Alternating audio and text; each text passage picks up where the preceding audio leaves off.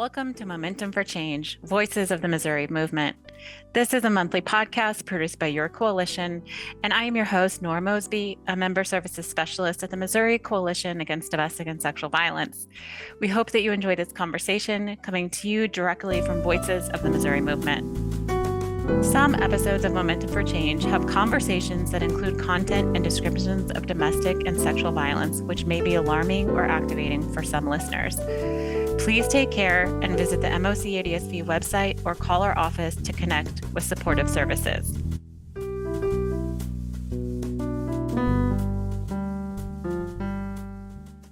Welcome to episode 6 of season 3 of Momentum for Change.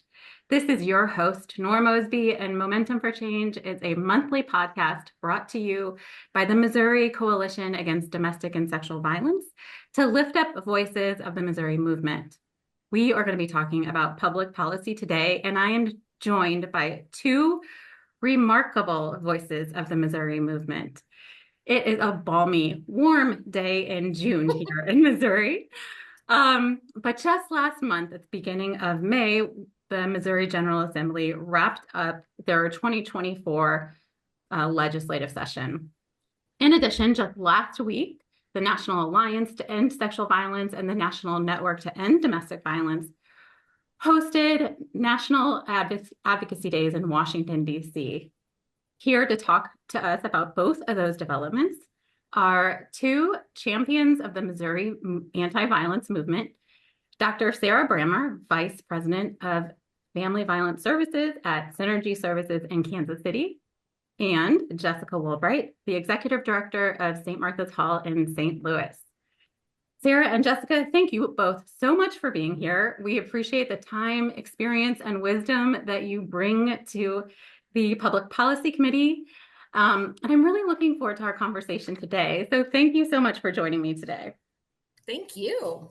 Would you all like to start off by introducing yourselves? And you both have spent quite a bit of time in the anti-violence movement, so I'd love if you'd like to share how much time you have been involved in this work. I'll go first. This is Jessica Woolbright. I have been with St. Martha's for almost 24 years. So I started part-time when I was in graduate school and never left because I was fortunate enough to find my dream job and have found ways to keep finding new ways to advocate, and it's working. And I know that you have had such a positive impact on so many lives of women and children, so many survivors of violence over the years. So it's really an honor to have you here, Jessica. Thank you. Sara, would you like to go next?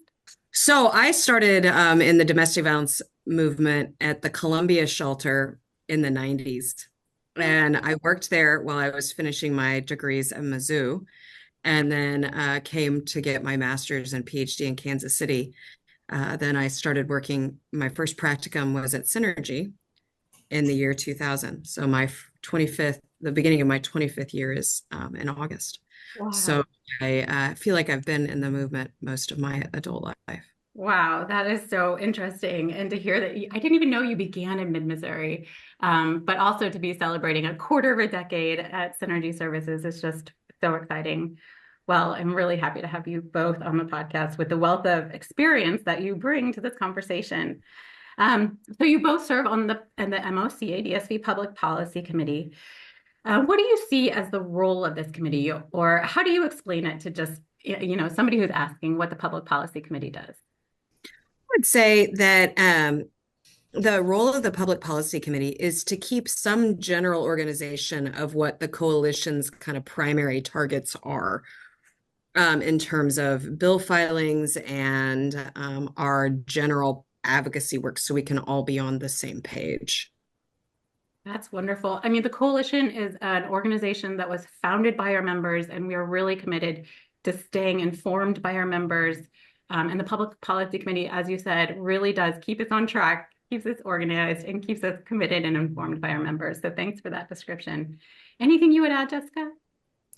Yeah, I would add, so it took me a long time to realize how and why public policy is so important. So when I first started doing this work, I was I had a lot of pride in the fact that I did direct service, right? That I was boots on the ground, working in the shelter. I was not in grad school. I was not one of those students that loved the public policy class. It was something I had to do to get through it. And then the longer you do this work, the more you make that connection between why public policy is so important, because it impacts those boots on the ground services and what we have the ability to do, as well as the challenges. So I think the other really important piece of the committee is that there is power in numbers. And when you have a connection across the state, across the region, we can all share how particular bills can or could impact our work, that you start to see that it's so much bigger than just one person or one agency. Yes, I love that. You're so right. And that is, I think, so much of where our commitment to members is as a coalition, is providing those alliance building opportunities that bring members together, because we can make change happen when we are organized, like you said, Sara, and coordinating our services. So I love, that's going to stick in my head for a long time, Jessica. We are power in numbers. Right. Well, and it really boosts the signal, the shared collective idea of what best practices is in domestic violence. It boosts the signal for that, so we're all on the same page. And Jessica, I just want to follow up a little bit about the direct service. It's also interesting to see how much things have changed. In the 90s, when I worked at a shelter, we had 24-hour shifts. And if you think about that in today's day, there's just no frame of reference for a 24-hour shift, and whether that was even legal. It probably wasn't, right? No, I'm sure it wasn't, but maybe it was then. But just things have changed so much. The evolution of direct service is so interesting to watch. Yeah, it truly is. And that really resonated with me a lot too, Jessica, when you were talking about the pride in doing direct services and being that kind of frontline effort, because I felt the same way. And it was the longevity of the work that really inspired me to get involved with public policy and violence prevention. I think, I didn't have that same passion that I have now for violence prevention when I first started working in the movement. And now, a couple of years in, I certainly do have that passion for prevention that I think I got from doing that direct services, but it wasn't something that I always had as I started working this movement. So I'm glad you said that. Well, I don't think everybody has public policy classes. Like, I didn't get one. So you just have to get into the movement. I think direct service totally informs your willingness and desire to do that work. Yeah. And I think there's something about that direct service when, as you're stepping away, doing maybe prevention or public policy work, it's always with those survivors that you worked with, providing direct services in mind. Like you always think of their faces, their stories, their kids, and it's always with those survivors in mind that I think informs a lot of the not direct service work, right? Can I just give an example? Like, it just makes me laugh because it's literally popping up on my phone as we speak, that we just had somebody drop off a cash donation at the drop-in center, which is fabulous, right? Mm-hmm. And the person who dropped it off, it represents a dispensary, a marijuana dispensary. And they were very specific that they wanted the cash to go to St. Martha's, which is fabulous. And my finance director is texting me like, don't know if we can take this, right? Like we have federal funds and federal grants, and I'm not sure what they think about this. So it's that funny, like, this is why public policy matters, right? Yeah. Like, in theory, it sounds really great, but then all of a sudden you have to think 5 steps ahead. That absolutely. So I don't know the answer, Spoiler alert, I will find out today and let everybody know, but it just seemed like a timely scenario to share. Speaks like to how fast this work really does change. Because a decade ago, we couldn't have imagined having that issue come up. Right. Oh boy. Well, you all both are extremely busy people. You're running shelters and outreach centers and batterers intervention services, many things, among other things. But you still make time to work on public policy in your local communities and at the statewide level in the Public Policy Committee and the national level by going to DC from time to time. And so you spoke to this a little bit, especially you, Jessica, but I wanted to know if there's anything else that you wanted to add about why public policy is such an important part of your domestic violence advocacy. Because I think it's that with power comes responsibility. So if we're going to have a shelter, if we're going to have a drop-in center, there's a lot of power that comes with that. Mm-hmm. And we have to be responsible with it. So we don't have to be ashamed of it, but we do have to be wise, and we have to make sure that we have the information that we need to minimize the risk as much as possible for those we serve. And we have a responsibility to, I guess it's both. We have a responsibility to serve the people that are in our shelter today, and an obligation to do everything we can to put our shelter out of business, right? Like I would love, we're fighting two battles, the short term and the long term. Yeah. And this is how you do it. Yeah, absolutely. And we know that no matter how many services we provide, shelter beds that we are able to provide bed nights in, there's always going to be survivors who don't come to our services. And public policy is a way to serve survivors who are not accessing services. Anything you would add to that, Sara? Yeah, I would also say, so I am really lucky that I have a job that allows me to help people get safe. I mean, that in many ways is the job I dreamed of having when I was a little girl. Like, I want to help. I want to be a physician at that time. But I mean, it allows you to help people, and then to be able to take the stories that we hear and translate it to legislators to make a difference, to make an impact that could potentially affect so many more people. You really are translating the boots on the ground into something that can boost the signal, in some cases nationally. Yeah. I think the little girl, Dr. Sara Brammer, would be very proud of all the incredible achievements that you've made. So that's Thank you. to hear about. So you all have all of this work that you're doing in your local communities, and you're making time to come to these public policy committee meetings hosted by the coalition. Can you tell us about those meetings and how you move priority issues forward? I think the squeaky wheel gets the oil. So,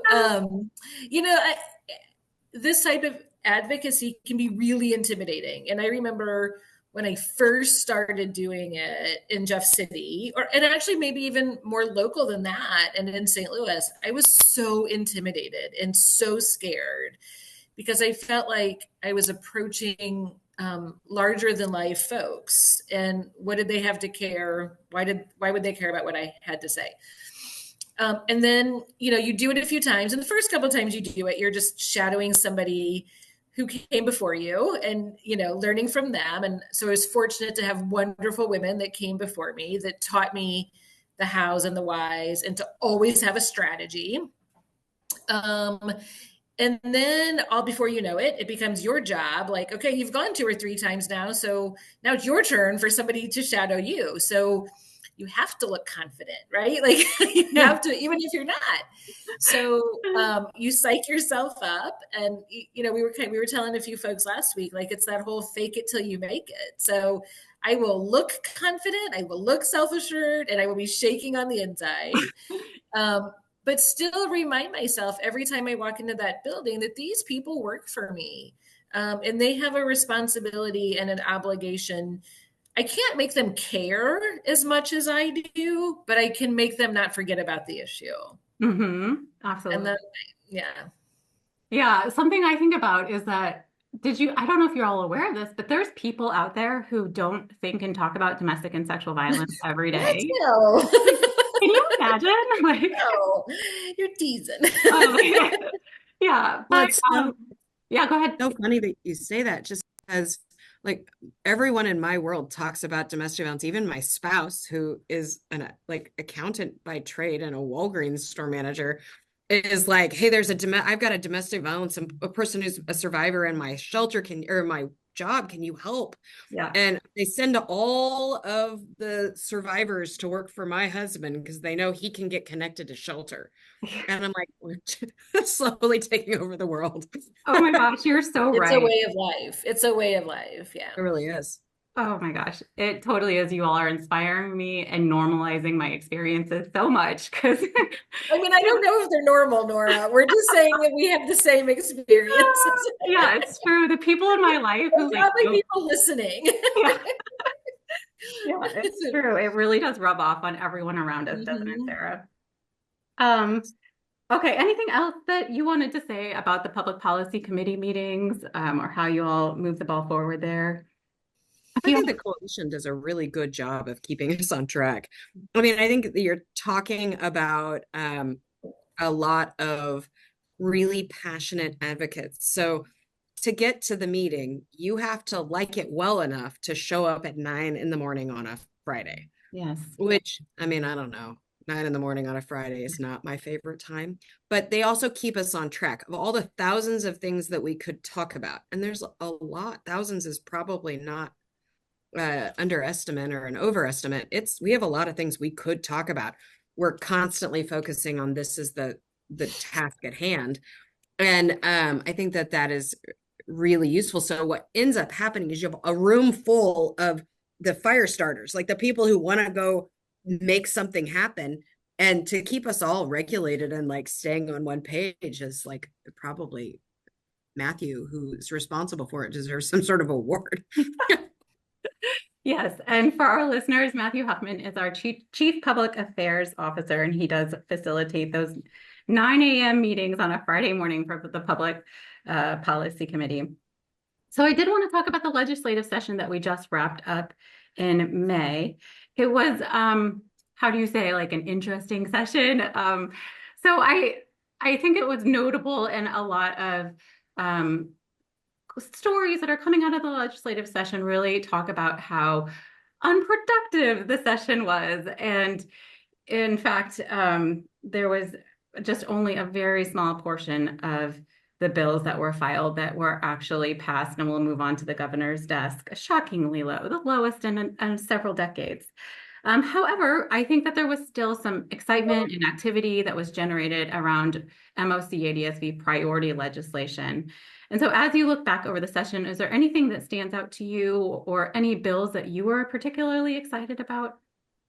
Dr. Brammer, I know Synergy did some really cool work around the getting the bill that said that you can get divorced while pregnant. In fact, there was a national story that Christina Cherry was featured in. That was really cool. Yeah, so we did a couple of national stories. We were interviewed by CNN and NPR and a variety of those Scribs. We had some live work on Scribs. I have an ABC interview this afternoon at 3. So there's just there was a lot of national interest in the story. And I think it's always interesting for an advocate to have that kind of exposure to the media. Very rarely are we involved in something that gets that kind of attention, like quoted in Vanity Fair. Like, how do you explain that to your board? Like, I don't know why they picked it up. But of all the things, we just had a lot of momentum behind that. And then the most exciting part about that is when we were where Congressman Cleaver's office in DC. There's a group of us from Kansas City, and they came into the meeting with his staffer, and they brought in an example bill. They're planning on filing it at the federal level, and I have the bill draft in front of me from Cleaver's office. That's the Pregnancy Empowerment Act of 2024 that allows women to get divorced regardless of what state they're in. How exciting to be able to have made enough impact that you get a bill filed for the whole country. That's the kind of thing you can have happen. Now, it's never happened to me before, but that's really exciting that it did happen at this time. Absolutely. So we got attention by having the bill filed in the Missouri legislature, and we didn't see it pass, unfortunately. However, because of the national attention that was generated, um, partly because of your willing to share information with the media and participate in media stories, we now have some potential change happening at the federal level, which is so Which exciting. I've never so seen that happen. exciting. But I don't know that it's hard to be prepared for that kind of attention in terms of the media. I mean, when you start getting calls from CNN and, those kind of places like NPR, I was on vacation when that dropped. I was on a cruise ship, so I couldn't help with that interview. But you want your staff and yourself to be totally prepared to do that when there's very little training Yeah. other than the coalition to step out on a national stage and talk about something. It is no small task in terms of the confidence that Jessica talked about earlier, but also just being able to present yourself in a way that is condensed enough that can make movement. Yeah, and I think one thing that we heard a lot at the coalition when we were talking about that legislation was like, wait, that's a thing? People can't get divorced when they're pregnant in Missouri? I didn't like so many people didn't even know that was an issue.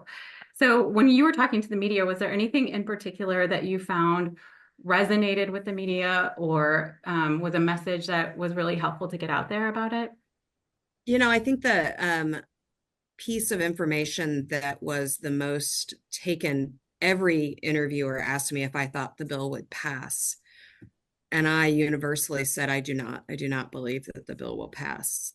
And they ask often, like, why do you not think it will pass? And I said, there's not a balance of power in Missouri. So the balance of power check isn't there.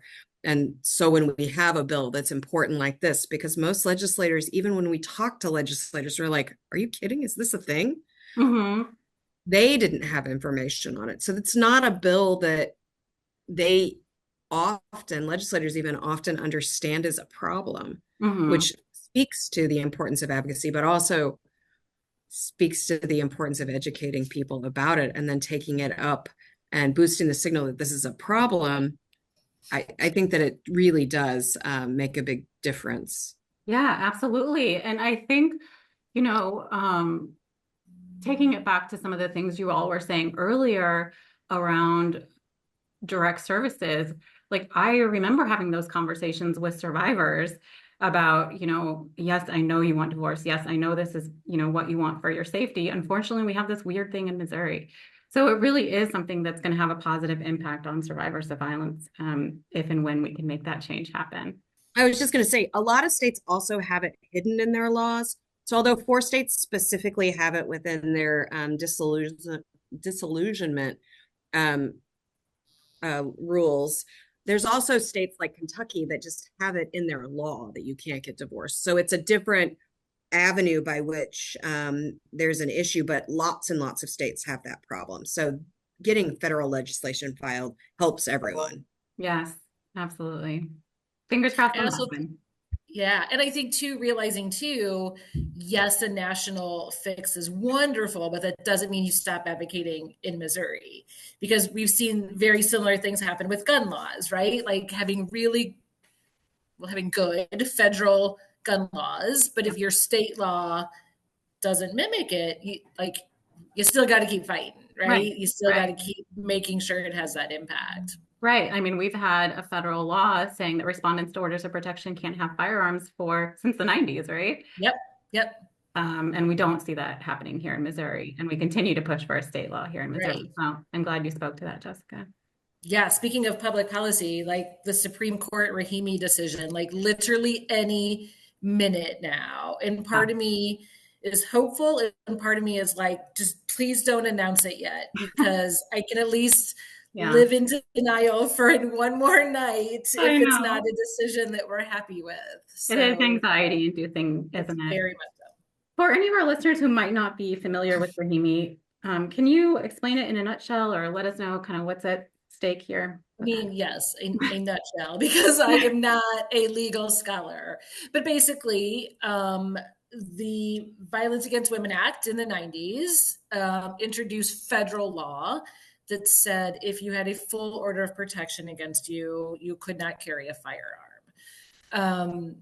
Missouri has never mimicked that law. So it's really difficult, almost impossible for judges to order the relinquishment of guns. So Rahimi, I forget what state, was it New York? I don't remember.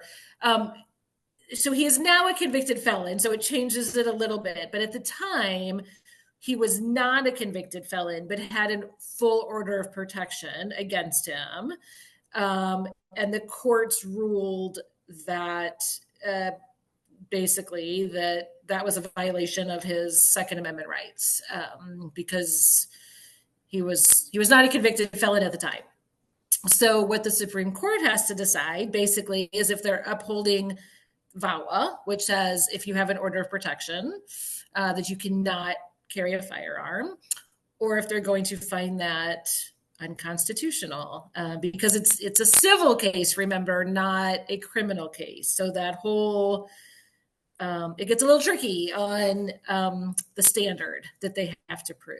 So what we had been hoping for in Missouri with a good ruling from the Supreme Court, it makes it a lot, I don't want to say easier, but maybe removes a few of the challenges. If you can go to Jeff City and say, look, the U.S. Supreme Court just upheld this. So we are not asking you to do anything that the United States Supreme Court thinks is unconstitutional and that other very red states similar to Missouri are not already doing. So we're not asking Missouri to be a trailblazer. We're just asking them to catch up a little bit. Yeah.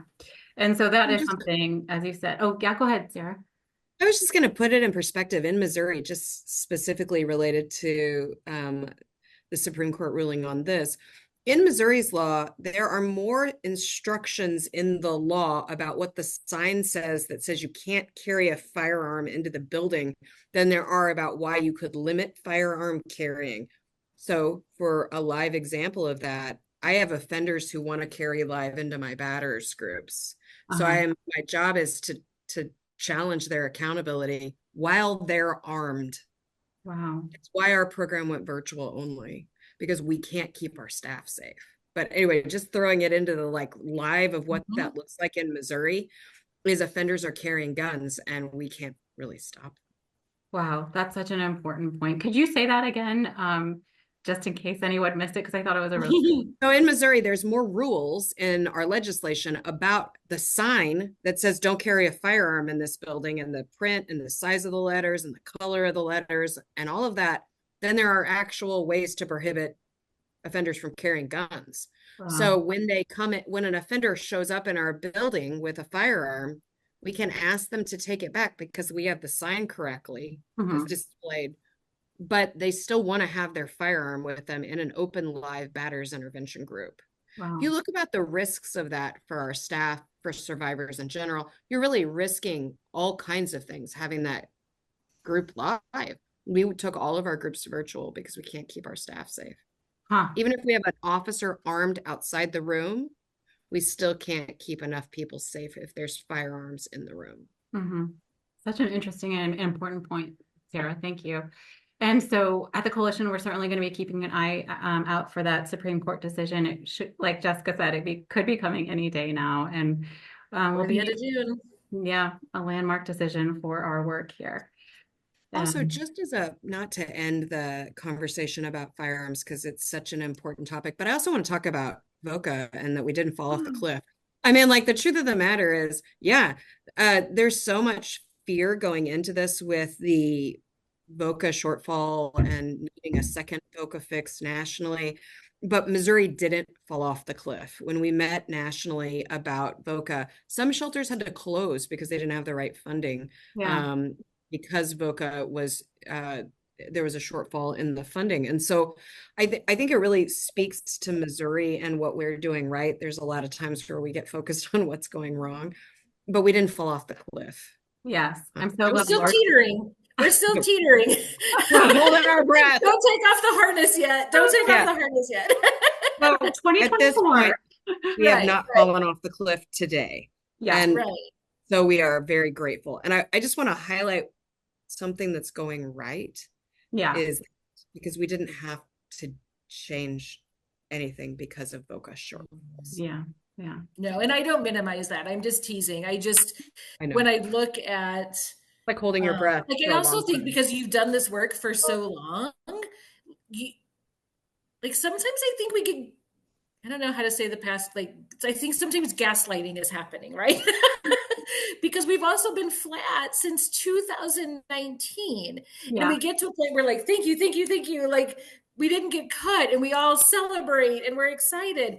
But what that means is the last 5 years, shelters and everybody else has had to work that much harder to still pay their workers a living wage. Mhm. Because just because VOCA didn't increase doesn't mean that we couldn't, like staff still has to feed their families and put a roof over their head. So all of that 4% increase, which is 4%, right? Like it makes me sad that I even have to say out loud that shelter staff only gets 4% increase each year. But that 4% over the last 5 years has had to be covered by unrestricted funds. Because Oh, sorry. no, I'm just saying, just because, we didn't get cut, but it kind of is a cut. Well, there's been an 18% inflation rate in that 5-year period. And so when you think of it that way, if we have an 18% inflation, what we could have paid in 2019 is now 18% more. So we didn't fall off the cliff, but what we did do isn't anything cushy either. I'm just grateful that we didn't fall off the cliff, but you're not wrong with the piece of inflation and all of that. Yes, absolutely. And we do have to celebrate our legislative victories here in Missouri. And I would say walking away from the 2024 session, we're definitely looking at appropriations as our biggest win. And a lot of that success came, I think, in big part to Missouri Capital Advocacy Days, which MOCADSV hosted back in February. Every Wednesday in February, we invited our members to come to Jefferson City and talk to their elected officials about what was going on in their local communities and why it was so important to fund these life-saving services. You all attended Capital Advocacy Days, as you have for many years. But as you think back about your meetings this year, is there anything that you want to speak to or anything that stands out to you about going to the Capitol for Capital Advocacy Days last February? I have to remember February. I know, it was a long time ago. Hard to picture on this 100-degree day. It was cold outside. Right. I love advocacy days. I love bringing staff. I mean, I think we were there every Wednesday except one. Yeah. I love bringing new staff that have never been because they're so scared, right? And so you make it like, there's also like, I know this is not what you meant, but I also love this too. Like, there's also tradition that comes with just the road trip, right? Like, no, you stop at the McDonald's in County. We don't stop before that. We don't stop after that. Yeah. And then we go to to Ari's for the pizza buffet. but those things are important too, right? Because it's building the team. It's those traditions are important. So I love seeing people from across the state. I love seeing the coalition have like this whole little spot to themselves. And like you turn the corner and you look at the advocates that are with you and you're like, okay, those are our people, right? Like those are our people. That's who we're going to talk to. And then reminding staff like, okay, we might have 4 appointments today. And I mean, there's a good chance we're not going to see anybody, but here's how you do that. You leave your stuff behind, you follow up with an email. And if you work at St. Martha's, you better also be following up with a handwritten note the day you get back to St. Louis, because people remember that. So it just gives you such an opportunity to do so many things, even bigger than just meeting with your legislator and sharing that passion. Yeah. It helps that cohesiveness. St. Martha's has always been committed to that handwritten note. And I can't even imagine the amount of change that has happened in this world because of your handwritten notes at St. Martha's. It's so true. Great idea, Jessica. I may have to steal it. Oh, yeah. I stole that one a long time ago from them, Sarah. That's a great idea. I don't know that I actually do that, but I think that's a great. It stands out in a different way. Yeah. You all had a lot of representation from Kansas City, Sarah. It was just great to have you all there, and from St. Louis as well. Was there anything you wanted to say about Capital Advocacy Days? First of all, every representative that we met with was really, really wonderful. I mean, we didn't have a bad experience regardless of what office, what color the office was, red or blue. Everyone was really happy to see us.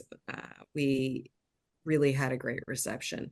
I think that for me, there were champions. Lauren Arthur is always a champion of this movement. I know that her time in Jeff City is almost over, which is deeply sad for us, as she is in Clay County. And so I can't wait to see her in her next kind of task.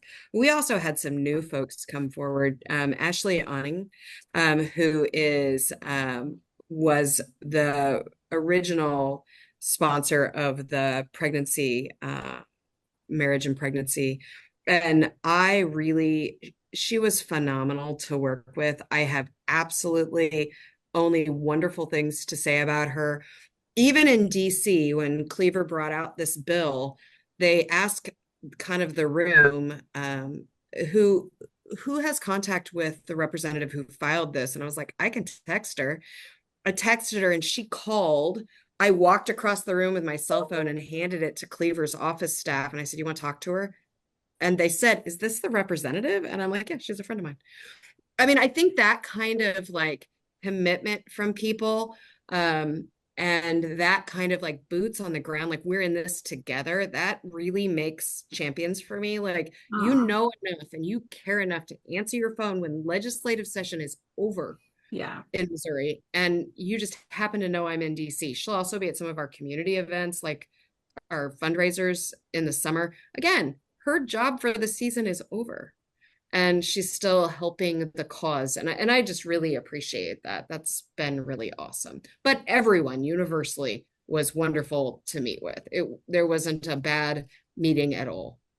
And I think relationship building just really speaks to the incredible reputation you have, Sarah, and the relationships that you've been able to build because of the incredible work that you do. Sorry, Jessica, go ahead. No, that's okay. One of the things I always remind myself too is, I talked about being fortunate enough to have so many women who came before me, who kind of led the way. And you can't talk about advocacy in Missouri and not think of Colleen Coble, right? So one thing that I always have in my head is, like, I remember her looking at me like in the eyes, right? And being like, Jessica, we don't have enemies. We have friends we haven't made yet, right? Like, there's no such thing as the other side of the aisle. There's no, and I have to remind myself of that all the time, because there are some meetings you go into and you're really excited because you're talking to Congresswoman Ann Wagner and she introduced the VOCA bill, and like, it's going to be a great meeting. And there's some meetings that you're like, this could go either way. Not that you think it's going to necessarily go bad, but that you're just not going to really leave and make any progress, from where you started. But when you go in with that perspective, it does change. Like, we're probably not going to, change the world in one meeting, but there's a way to get there. You just have to find it. And sometimes it's not in a way that you would expect, but you get there. So. For our listeners, Colleen Coble is the former CEO of MOCADSV. She retired just a couple of years ago, but was our primary lobbyist for 34 years, and really, I think, made a lot of friends and a lot of positive public policy change in those 34 years. Trailblazer, really. Trailblazer. Mm-hmm. You couldn't agree more. We all have those Colleen sayings that stick in our heads, don't we? Oh, yeah. So you all have talked about your trip to DC, and I think a lot of the public policy developments that were happening at the state level have kind of trickled into some of the work happening at the national level. And so I'd love to hear about how National Advocacy Days went with NEAESV and NNEDV. Anything that stands out? It sounds like you had a memorable trip, and there was an opening reception that sounds like it was a lot of fun. I'm kind of jealous I didn't get to go, but I would love to hear if there's anything that stands out to y'all about going to DC last week. I would say the Cleaver bill. I've been to DC several times, and I'll be honest, that kind of thing has never happened. I think you hear about it in like the movies or something. Yeah, totally. Like I was struck silent, which doesn't happen very often, for a good couple of minutes. Like, literally sat there trying to get myself not to cry in this meeting because they heard us. Yeah. You just don't get heard like that. But every person in DC was equally happy, from Howley's office to Cleaver's office. People were willing to talk to us, passionate about, hearing what we had to say. It really was a welcoming environment from my perspective. Yeah, And I agree. and the national network always does a great job of having, places where we can debrief and talk about our experience. So I appreciated that as well. Oh, Yeah, I agree. It's busy, busy, busy, busy, long days, wear comfy shoes. But if you have an opportunity to do it, I mean, it feels so empowering. Like it really does. And I've gone several times and I still, okay, this is so cheesy, but we were talking a couple times about the movie American President. So like, if you haven't seen it, you have to watch it before you go advocate, because it's, I mean, it's a romantic comedy kind of thing, but it's all like based in advocacy. And but there's so many good one-liners in it about what we're doing. So you get kind of nostalgic, right? Like it's hard not to see the memorials and the Capitol and the Supreme Court. And it kind of like, you kind of feel it lift you up, right? Like, and it sort of makes your heart like, okay, like I've got a responsibility to do this. This is important. This is what our country's based on. Yeah. It's pretty cool. Is that a movie with national treasure Gina Davis, who is president? I don't think I'm familiar with that movie, but no, it's Annette Bening and Michael Douglas. Oh man, also national He's treasure. The president. She's a lobbyist. I mean, what else could you? Where have I been my whole life? I haven't watched it either. I wrote it down on a post-it note so I can watch it. And Angela Hirsch from here, I'm calling her out here. Like several times, we're like, it's just like the movie. Yeah. That's wonderful. Okay, we'll put a link to the movie in our show notes. Put a link to the movie, right? Thanks for that tip. Well, thank you all both for just going to DC. I think what's really standing out to me as you all are talking is that these issues around federal law and state law are not entirely separate, and survivors are all impacted by it equally, no matter where it's coming from. And our advocacy is important at all of these different levels.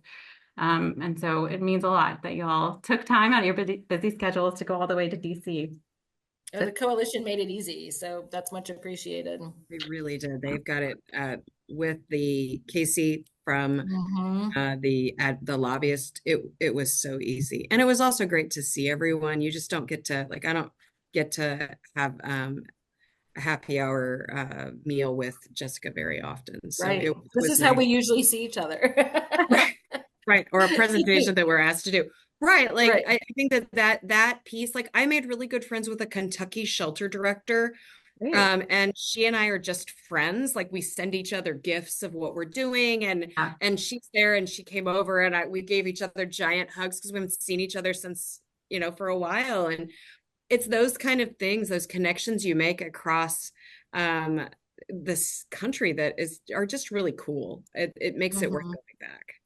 Yeah, absolutely. There is something special about sharing a meal together. It just is so fundamental and seals the deal on that relationship building piece of advocacy work. It really does. And I just want to say we had more people attend National Advocacy Days than I believe we ever have from Missouri before. We had 20 people attending, and that was just so exciting. That Well, Missouri was kind of famous. They kept saying, "Well, and all the Missouri people." And I think Matthew, you'll have to ask Matthew and Cheryl, they were there as well. I think they got how do you get all your members involved? And they were kind of approached with, how do you motivate your members to want to do this? Because most states like Kentucky only had a couple people there. And it's usually their coalition people. It's not the agencies. Yeah, it's because we have just incredible members that are willing to go the extra mile like you all always have. And so it's just really wonderful. And I think we've been able to make a lot of positive change happen. So as we're wrapping up our conversation, I do want to say, kind of bouncing off of that point of members going the extra mile, doing incredible things, making change happen outside of the walls of your shelters.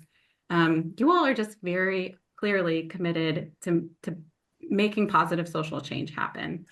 And so as we're ending, do you have any final thoughts about your public policy work or promising changes that you're seeing happening either in your local community, in the state of Missouri, or at the federal level. Anything else you wanted to speak to with our time together today? So I've heard this said lots of different ways, but basically you have to be willing to plant the seed and never be able to benefit from the shade of the tree that grows from that seed, right? So we may never see the true impact of what we are doing day to day. And there might not be qualitative data that shows that what I'm doing is making a difference. But I believe with my whole heart and soul that what I'm doing makes a difference. And that's what I would encourage people to believe when things get hard, when things get tough, that absolutely trust your instinct and know that what you're doing makes a difference. I'm going to think about that seed in that tree for a long time, Jessica. Thank you. I'm not stealing that. I did not say that. So anything else you want to say? Yeah, sorry, I didn't mean to interrupt you, but I would say the reason the Cleaver bill was so impactful, I said earlier, I sat there silent for a couple minutes because I didn't think I could speak without crying. Partially because very rarely do you get an opportunity, or do I get an opportunity to see something bloom. Mm-hmm. And something like a media interview, I mean, there's some of those you can't really control, and people feel sort of ambivalent about talking to the media because you don't always get to say what you want, and certainly don't look the way you want, and all of those things. This was like a very clear example that what we're doing matters. Mm-hmm. Like we have a voice, even if we don't think we have a voice. And honestly, I got really choked up by the idea that somebody heard me, that the message I was sending was loud enough. The signal was strong enough that they heard it all the way in DC.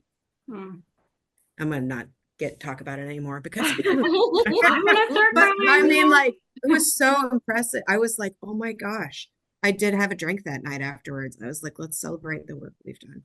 Oh, yes. And I love ending on that note because it is hard work and it is tireless work that goes on for, in both of your cases, decades. And we got to celebrate those successes and celebrate those wins. Absolutely. Yeah. Well, Sara and Jessica, thank you so much for sharing your insights today. It's just been a wealth of information and I appreciate your time so much. So thank you for joining me on the podcast. Much appreciated. Thank you. I also want to thank you listeners for tuning in. We certainly appreciate it. And we hope that you join us next month for another episode of Momentum for Change. Thank you for joining us. This has been a recorded conversation now available in both video and podcast formats. A video recording of this episode is available on the MOCADSV YouTube channel under the Momentum for Change playlist. Please subscribe to our YouTube channel in order to receive new episodes in your YouTube feed. You can also find all of our Momentum for Change episodes available to stream on Spotify or wherever you find your podcasts. Momentum for Change is a podcast produced by MOCADSV with post-production support provided by Tim Stillings and promotion by Adrian Maddox. Again, I am your host, Nora Mosby, and we appreciate you joining us for this episode. Thank you again, and we look forward to seeing you next month.